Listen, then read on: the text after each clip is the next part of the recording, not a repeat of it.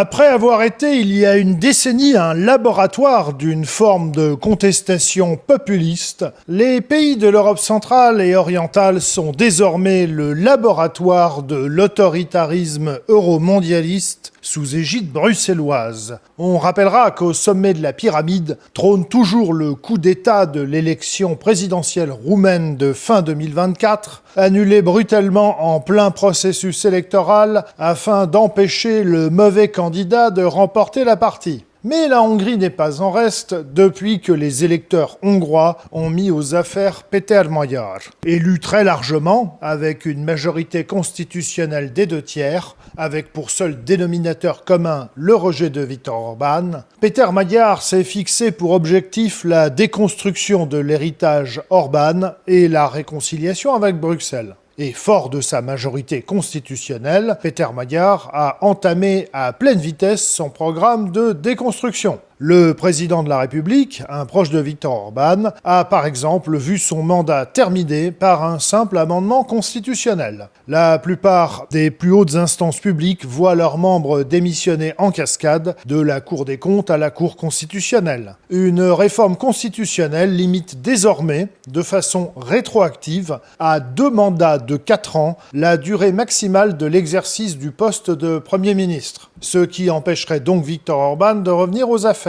Si la mesure existe dans plusieurs pays présidentiels, comme la France ou les États-Unis, elle est en revanche assez inédite dans un régime parlementaire. Plus déroutant encore, une autre réforme limite désormais, toujours de façon rétroactive, le nombre de mandats parlementaires à 3. Cette restriction, qui est de l'ordre du jamais vu dans un pays occidental censément démocratique, va avoir une conséquence politique pratique dévastatrice pour les oppositions hongroises. En effet, que ce soit au sein du Fidesz de Viktor Orban, du petit parti nationaliste Mirozánk ou de la gauche, qui n'est actuellement plus au Parlement, la plupart des parlementaires sortants ne pourront plus se représenter et les différents courants de l'opposition se retrouveront ainsi totalement décapités de leur grande figure pour les élections de 2030. À l'inverse, la totalité des 141 députés du parti TISA entament leur premier mandat et ont donc le temps avec eux pour consolider leur position. De façon plus générale, des députés interchangeables signifient une classe politique affaiblie et toujours plus malléable. Mais les plus cyniques diront que, comme le Parlement national d'un pays membre de l'UE n'est guère là que pour appliquer en droit national les décisions prises à Bruxelles, cela n'a plus grande importance. Ces réformes et ces purges, autrement plus importantes que celles qu'avait entrepris Orban ou le PiS polonais il y a une bonne décennie, semblent en tout cas recevoir l'assentiment de Bruxelles. Selon le journaliste Jan Kaspar, cela démontre une nouvelle fois que tout le récit bruxellois autour de l'état de droit n'est qu'un écran de fumée.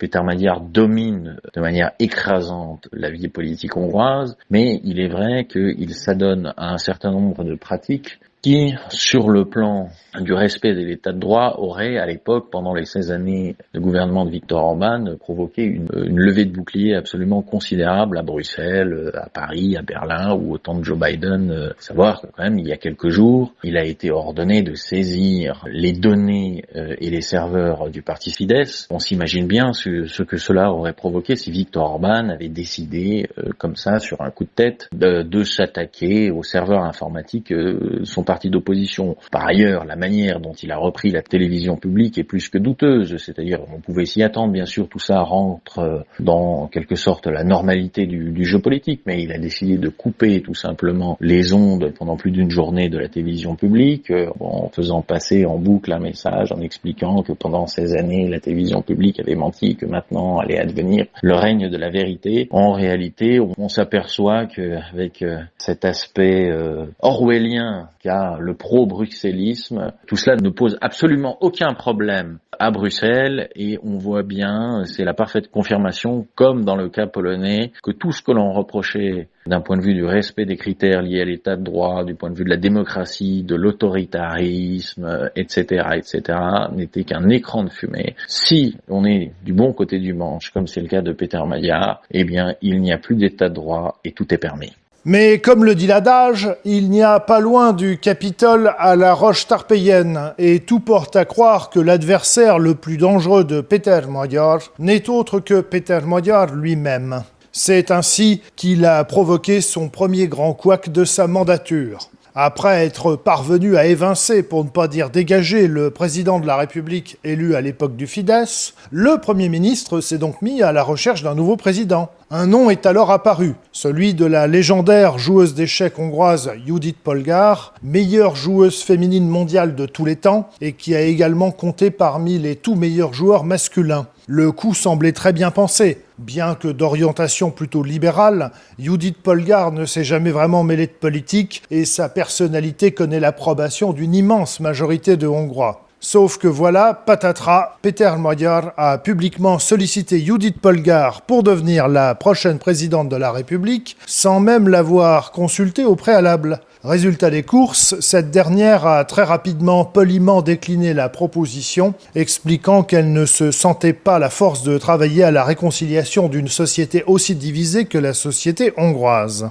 La mésaventure Judit Polgár a coûté cher dans l'opinion publique à Péter Magyar, même s'il a toujours actuellement la confiance d'une majorité de Hongrois. Certains observateurs se demandent d'ailleurs si Péter Magyar, talentueux mais imprévisible, ne finira pas cadenassé, voire évincé, par sa propre majorité. Mais qu'importe, l'essentiel aura été acquis avec la remise éclair de la Hongrie sur les rails euromondialistes. Et qu'importe le respect de l'état de droit et de la démocratie, tout le monde ou presque s'en fiche, à commencer par Bruxelles.